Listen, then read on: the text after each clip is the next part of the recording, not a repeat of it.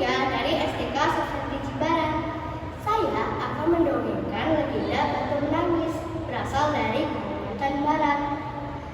Pada zaman dahulu kala, di atas sebuah bukit kecil yang jauh dari pemukiman penduduk, di daerah Kalimantan Barat, hiduplah seorang janda yang sangat miskin bersama seorang anak gadisnya. Anak gadisnya sangat cantik, bentuk tubuhnya sangat indah, rambutnya terurai memikau sampai ke mata kaki. Poni rambutnya tersisir dengan rapi dan keningnya sehalus batu cendana. Namun sayangnya dia memiliki sifat yang buruk. Anak gadis itu amat pemalas, tak pernah membantu ibunya melakukan pekerjaan rumah. Kerjanya hanya bersolek setiap hari. Selain pemalas, anak gadis itu sikapnya manja sekali. Segala permintaannya harus dituruti. Setiap kali ia meminta sesuatu pada ibunya harus dikabulkan tanpa mempedulikan keadaan ibunya yang miskin. Setiap hari harus membantu tulang mencari sesuap nasi. Pada suatu hari, anak gadis itu diajak ibunya turun ke desa untuk belanja. Letak pasar desa itu amat jauh, sehingga mereka harus berjalan kaki yang cukup melelahkan. Anak gadis itu berjalan melenggang dengan memakai pakaian yang bagus dan bersolek agar orang di jalan yang melihatnya nanti akan mengagumi kecantikannya. Sementara ibunya berjalan di belakang sambil membawa keranjang dengan pakaian sangat kecil. Karena mereka hidup di tempat terpencil, tak seorang pun mengetahui bahwa kedua perempuan yang berjalan itu adalah ibu dan anak. Ketika mereka mulai memasuki desa, orang-orang desa memandangi mereka. Mereka begitu terpesona melihat kecantikan anak gadis itu. Terutama para pemuda desa yang tak puas-puasnya memandang wajah gadis itu. Namun, ketika melihat orang yang berjalan di belakang gadis itu, sungguh kontras keadaan. Hal itu membuat orang bertanya-tanya. Di antara orang yang melihatnya itu, seorang pemuda mendekati dan bertanya kepada gadis itu, "Hai gadis cantik, apakah yang berjalan di belakang itu ibumu?"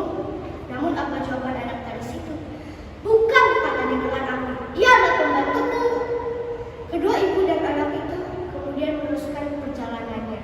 Tak seberapa jauh mendekati lagi seorang pemuda dan bertanya kepada anak gadis itu, "Hai manis, apakah yang berjalan di belakangmu itu ibumu?"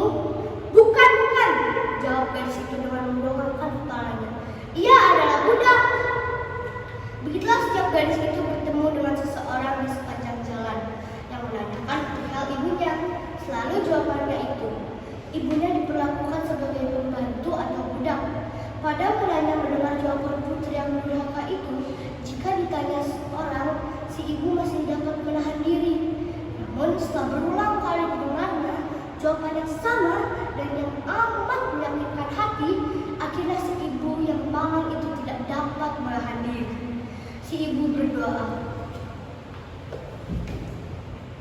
"Ya Tuhan, hamba tak kuat menahan hinaan itu. Anak kandung hamba begitu teganya memperlakukan diri hamba sedemikian rupa. Ya Tuhan, hukumlah anak durhaka ini, hukumlah dia." Atas kekuasaan Tuhan yang Maha Esa, perlahan-lahan tubuh gadis durhaka itu berubah menjadi batu. Perubahan itu dimulai dari kaki. Ketika perubahan itu telah mencapai setengah badan, anak gadis itu menangis, memohon ampun kepada ibu. "Oh ibu, ibu, ampunilah saya, ampunilah kedurhakaan anakmu selama ini. Ibu, ibu, ampunilah saya." Anak gadis itu terus meratap dan menangis memohon ampun kepada ibunya. Akan tetapi semuanya telah terlambat. Seluruh tubuh gadis itu akhirnya berubah menjadi batu. Sekalipun menjadi batu, namun orang dapat melihat bahwa kedua matanya masih menitikan air mata, seperti sedang menangis. Oleh karena itu, batu yang berasal dari gadis yang mendapat kutukan ibunya disebut batu menangis. Demikianlah cerita legenda Batu Menangis. Terima kasih dan Juli.